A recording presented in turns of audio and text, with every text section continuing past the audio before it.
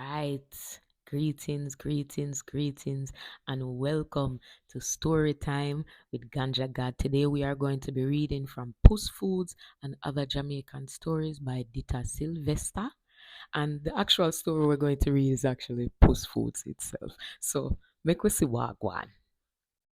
Anyway, Benjamin Nelson was a quiet man. Him did own one of the biggest farms them in a cabbage cut, but him still find the time for read. Mas Benji, as he was affectionately known, was a great admirer of famous philosophers, and him come to know them philosophers through the books them where him wife Linda did bring in at the marriage. But Mas Benji was now living alone with him dog and him puss, Aristotle. Him did love animals and him feel that him did owe respect to all of them. Man and beast, who had the gumption to be born into this wicked world? Of all of his animals, it was only Aristotle and his cow, Nurse, that had good fortune of being given the names. Mas Benji did call him dog, big dog, and he avoided anybody who could not respect. So naturally, him did avoid Vicky.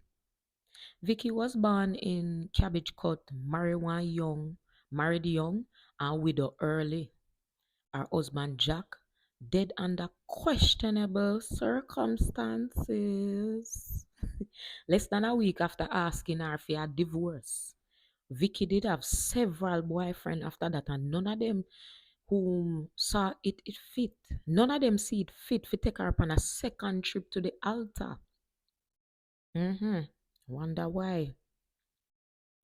But she was a stubborn woman, hard as, who was far from being ready to give up on the idea of owning a husband again. Keyword owning.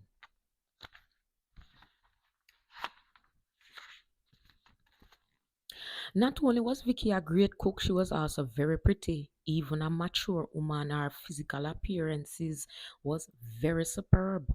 Her boyfriend, what she did have, once did make one statement and say that the creator must have spent more time on you, Vicky, than any other woman. But whether her maker did live in a heaven or was the occupant of a lower domain was debatable because Vicky did voluptuous. Her voluptuous bosom seemed to have one heart that led to venom, poison, seven big and deadly snakes. Everybody in a cabbage cut knew that Vicky had her eye on Benji, but that they didn't know that she was a busy woman, making plans to take possession of the man even when Linda was still very much alive, that time wife, ex-wife. Linda was not a strong person, but though she could not do a lot on the farm, she brought Benji's life the genteel and peace where him never know same could not ever find in one woman.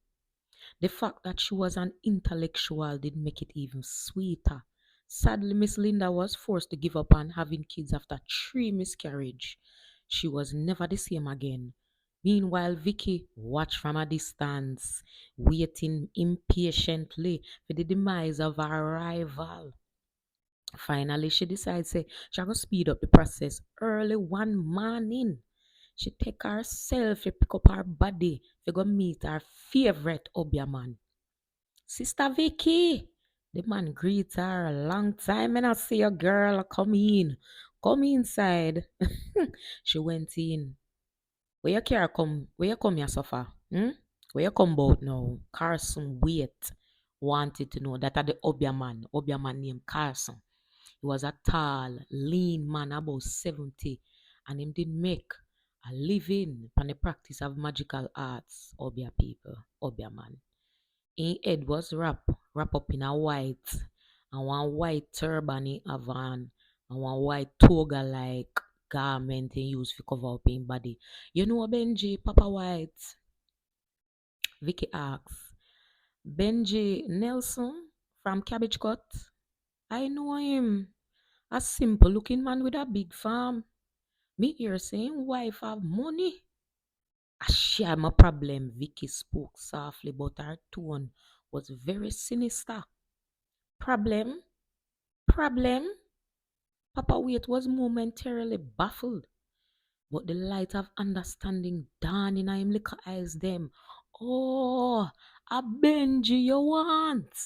Vicky nodded. So wait, that are the obia man. Mr. Papa Wait. So why you never say that? He asked her. You know, Papa Wait can do anything, but that is a big job, And it a go cost, sister. Vicky dive in her little bag and bring up what she could and bring up. She her and come up with a thick wad of money. Big Kyle. She come and give the man. This can do it?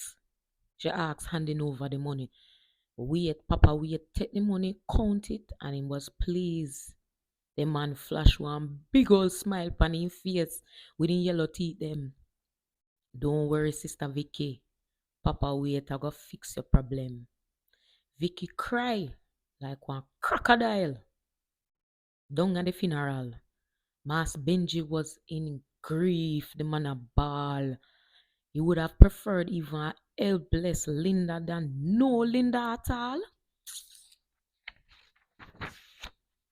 A few days later, Aristotle.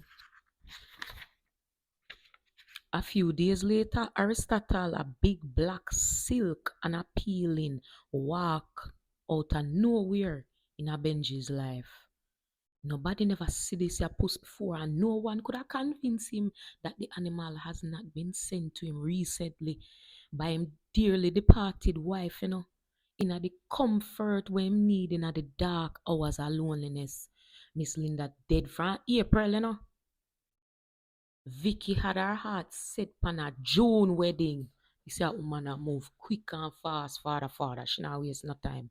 But she was very smart enough to allow the widower time for giving grief.